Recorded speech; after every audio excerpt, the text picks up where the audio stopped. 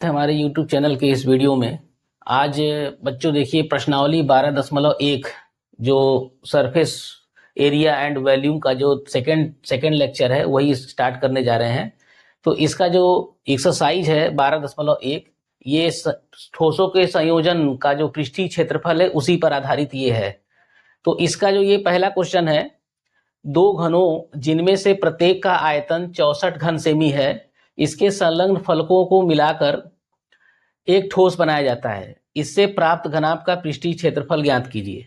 यहाँ पर देखिए दो घन दिए गए हैं और दोनों घनों को मिला दिया गया है तो एक घनाभ बन गया है। इनमें से प्रत्येक घन का जो आयतन है वो 64 घन सेमी है।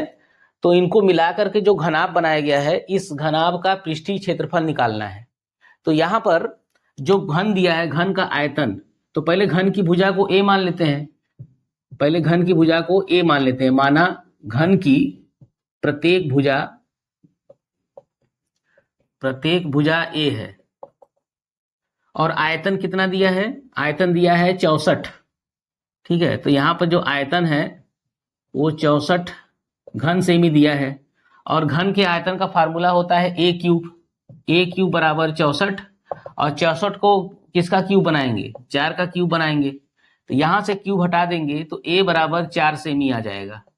यानी जो घन की भुजा है वो 4 सेमी आ गया। यहाँ पे जो दो घन मिलाए गए हैं इसमें से प्रत्येक की भुजा 4 सेमी है, इसकी लंबाई, चौड़ाई और ऊंचाई तीनों। लेकिन जब दो घन मिलाएंगे तो ये लंबाई बढ़ के 4 धन 4 ये 8 हो जाएगी। यानी लंबाई 8 हो जाएगी, चौड़ाई तो 4 है और ऊंचाई भी 4 है। तो यहाँ पर जो है दो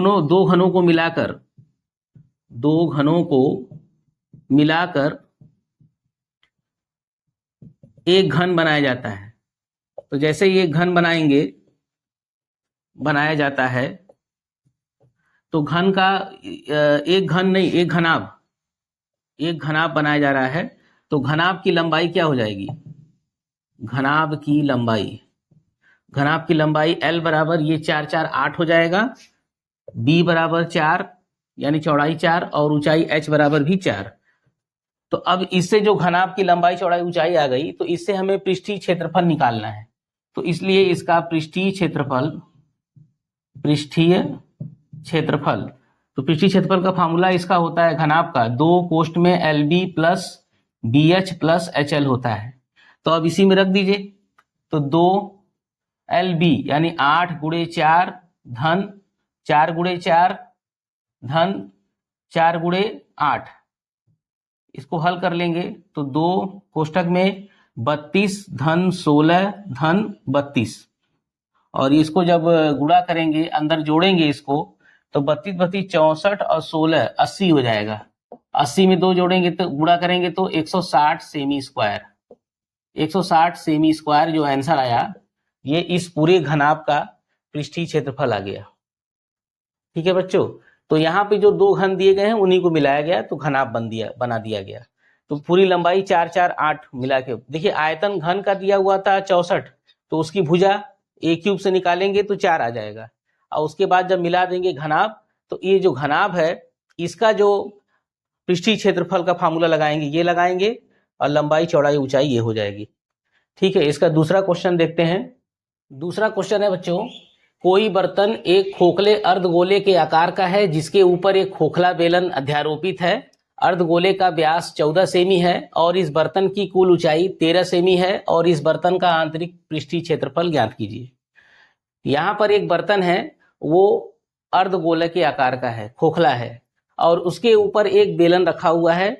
तो इससे जो बर्तन बनेगा उसका व्यास, अर्धगोले का व्यास 14 सेमी दिया हुआ है और उसकी पूरी ऊंचाई बर्तन की 13 सेमी है। तो पहले देखिए नीचे से एक अर्धगोला बना लेंगे अर्धगोले के आकार का। ये देखिए ये अर्धगोले के आकार का इसको बना लेंगे और इसके ऊपर जो है बेलन है तो बेलन को इसी के ऊपर ऐसे बेलनाकार आकृति का ये इसको बना लेंगे। ठीक है, ये जो बर्तन है इस बर्तन के अर्धगोले वाले भाग का व्यास जो दिया है वो 14 सेमी दिया है। ये जो व्यास दिया है, व्यास बराबर 14 सेमी, तो 14 सेमी ये व्यास है तो इसका आधा त्रिज्या जो होगा R बराबर 7 सेमी हो जाएगा और पूरे पात्र की ऊंचाई दिया हुआ है 13 सेमी। तो जो ये 13 सेमी दिया हुआ है पूरा ऊंचाई, उसमें से ये ऊंचाई निकाल देंगे तो बेलन की ऊंचाई मिल जाएगा। ठीक है, तो यहां पर बर्तन की कुल ऊंचाई जो दिया है, बर्तन की कुल ऊंचाई दिया है 13 सेमी। तो यहां पर ये जो हिस्सा होगा नीचे वाला इतना, ये 14 का आधा यानी जो अर्धगोला है ये उसकी त्रिज्या है और त्रिज्या 7 है, तो ये निकल जाएगा 7 सेमी। तो पूरे 13 में से 7 निकाल देंगे तो बेलन की ऊंचाई मालूम हो जाएगी। तो इसलिए बेलन की ऊंचाई, तो जब बेलन की ऊंचाई निकालेंगे h बराबर, तो 13 में से ये वाला हिस्सा घटा देंगे, तो 13 में से 7 घटाएंगे तो कितना आ जाएगा 6 सेमी। ये बेलन की ऊंचाई 6 हो गई। अब इस पूरे बर्तन का आंतरिक पृष्ठीय क्षेत्रफल ज्ञात करना है, यानी अंदर का पृष्ठीय क्षेत्रफल निकालना है। तो ये बेलन का वक्रपृष्ठ और इसके अंदर अर्धगोले का वक्रपृष्ठ जोड़ देंगे। तो यहां लिख सकते हैं, इसलिए बर्तन का आंतरिक पृष्ठीय क्षेत्रफल, तो आंतरिक पृष्ठीय क्षेत्रफल जब निकालेंगे तो बेलन का वक्रपृष्ठ लगाएंगे 2 पाई आर एच, और फिर नीचे है अर्धगोला, तो अर्धगोले का वक्रपृष्ठ लगाएंगे 2 पाई आर स्क्वायर होता है। ठीक है, फार्मूले से है। तो यहां से कॉमन 2 पाई आर, तो कोष्ठक में h प्लस आर बचेगा, तो 2 और पाई का मान 22/7 रखेंगे, क्योंकि क्वेश्चन में कहीं स्पेशल दिया नहीं हुआ है, तो पाई का मान 22/7 रख लीजिए। 22/7 और कोष्ठ में h का मान 6 धन r का मान 7, तो यहां से ये हो जाएगा 22 दूना 44/7 गुणे 13। ठीक है, अब इसके बाद इसको जब गुणा कर लेंगे तो गुणा करने पर देखिए ये कितना आएगा।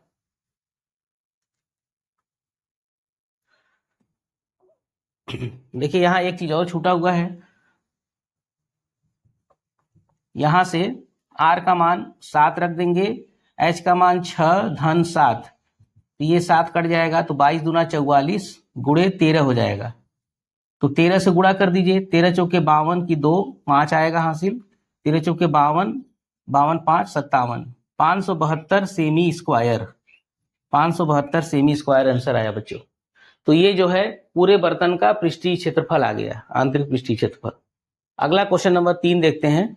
एक खिलौना त्रिज्या 3.5 सेमी वाले एक शंकु के आकार का है, जिसका उसी त्रिज्या वाले एक अर्धगोले पर अध्यारोपित है। इस खिलौने की संपूर्ण ऊंचाई 15.5 सेमी है। इस खिलौने का संपूर्ण पृष्ठीय क्षेत्रफल ज्ञात कीजिए। यहाँ पर जो एक खिलौना है, ये जो है एक शंकु के आकार का है, उसकी त्रिज्या 3.5 सेमी है, और उसी शंकु पर एक अर्धगोला उसी के ऊपर अध्यारोपित है। तो इस खिलौने की संपूर्ण ऊंचाई टोटल दिया है 15.5 सेमी। तो पूरे खिलौने का पृष्ठीय क्षेत्रफल निकालना है, संपूर्ण पृष्ठीय क्षेत्रफल। तो देखिए जो अर्धगोला है उसी के ऊपर क्या है, शंकु है। ठीक है, शंकु के ऊपर कह सकते हैं या उसके नीचे। तो यहां पर जो अर्धगोला है, पहले ये शंकु या अर्धगोला कोई भी बना सकते हैं। चलिए पहले एक शंकु दिया है तो शंकु बना सकते हैं इस तरह से, ये शंकु है और इसके ऊपर एक अर्धगोला है इस तरह से। तो यहां पर जो इसका त्रिज्या दिया है, खिलौने की जो त्रिज्या है, देखिए इसी के ऊपर यह अध्यारोपित है, तो जो इसकी त्रिज्या होगी वही इसकी भी होगी, मतलब अर्धगोला और शंकु दोनों की त्रिज्या एक समान होगी। तो यहाँ पे जो त्रिज्या है r बराबर 3.5 सेमी, ये दोनों के लिए है। उसके बाद कुल ऊंचाई जो दिया है, कुल ऊंचाई ये दिया है 15.5 सेमी। अब इस कुल ऊंचाई में कौन कौन है, ये है और ये है, दोनों मिला करके है। यानी ये जो है ये r है, जो कि r यहां भी था त्रिज्या, तो r प्लस और इसको h मान लीजिए, r प्लस h दिया है 15.5, और r को यहां रखेंगे 3.5 धन h बराबर 15.5, तो h बराबर 15.5 में से ये निकाल देंगे 3.5, तो ये आएगा h बराबर 12 सेमी आ गया। ये शंकु की ऊंचाई, शंक्वाकार भाग की ऊंचाई आ गई 12, जो h माने हैं। ठीक है, अब यहां पर जो है कि पूरे खिलौने का संपूर्ण पृष्ठीय क्षेत्रफल पूछा जा रहा है। तो यानी कि क्या क्या निकालना होगा, यहाँ अर्धगोले का वक्रपृष्ठ और शंकु का वक्रपृष्ठ। शंकु का वक्रपृष्ठ का फार्मूला होता है पाई आर यल। तो जो यल चाहिए वो कहाँ से आएगा, वो आर और यस से आएगा जो है। तो यहाँ पर पहले आपको एल निकालना होगा। तो एल बराबर होता है under root R square plus H square. Under root R जो 3.5 है इसको भिन्न में 7/2 लिखिएगा। तो 7/2 का स्क्वायर धन ये 12 का स्क्वायर, इसको हल करेंगे तो 49/4 धन 144, और इसको हल करेंगे तो 49 धन ये गुणा करेंगे तो ये 576 पूरे के बटे 4। फिर यहाँ से इसको जोड़ेंगे तो 625/4 और इसका वर्गमूल निकालेंगे तो 625 का वर्गमूल 25 और 4 का वर्गमूल 2, 25/2 सेमी। ये जो आया एल तिर्यक ऊंचाई, शंकु की तिर्यक ऊंचाई आ गई है। तो अब यहाँ लिखते हैं इसलिए खिलौने संपूर्ण पृष्ठीय क्षेत्रफल निकालेंगे तो शंकु का वक्रपृष्ठ पाई आर यल और अर्धगोले का वक्रपृष्ठ 2 पाई आर स्क्वायर लगाएंगे। अब इसमें कॉमन ले लीजिए, इसमें कॉमन पाई आर कोष्ठ में बचेगा एल प्लस 2r।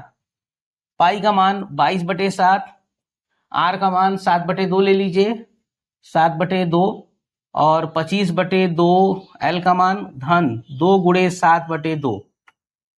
अब इसको हल करते हैं, 7 से कट जाएगा, 2 काटेंगे 22 को तो 11 आएगा। तो यहाँ से 11 और कोष्ठक में 25/2 यानी 25 ले लीजिए और ये 7 दूना 14/2 तो धन 14 ले लीजिए और पूरे के बटे 2 कर दीजिए। तो 11 गुणे ये 39 आएगा, 25 14 पूरे के बटे 2 गुणा कर दीजिए 11 से। तो 39 से कम 39 की 9 हासिल आया 3, 39 से कम 39 3 42, 429/2 और इसको जब 2 से भाग देंगे तो 2 दूनी 4 और 2 एक कम 2, फिर 2 चौके 8, 2 पचे 10, 214.5 सेमी स्क्वायर। ये खिलौने का जो है संपूर्ण पृष्ठीय क्षेत्रफल आ गया 214.5 सेमी स्क्वायर। ये इसका आंसर हो गया। ठीक है बच्चों, तो इसके बाद आगे चलते हैं क्वेश्चन नंबर 4।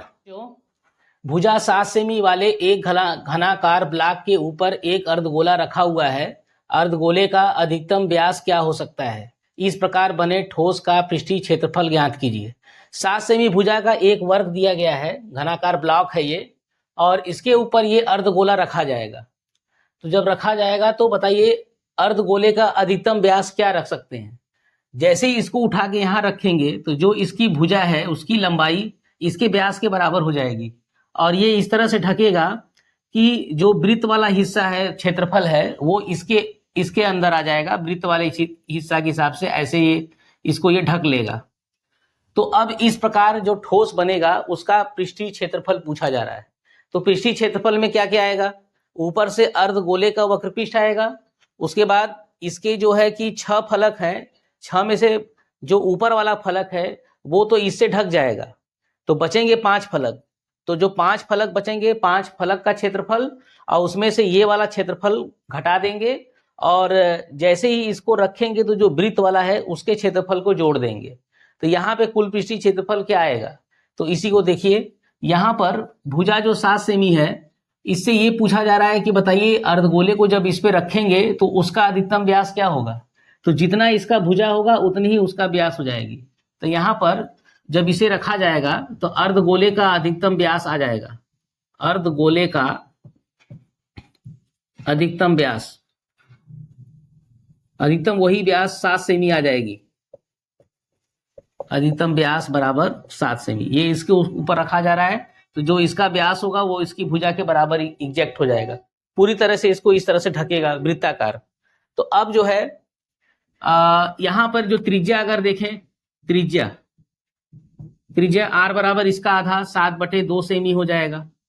इसमें जो ये पूछा गया है ये एक आंसर क्लियर हो गया, त्रिज्या मिल गई।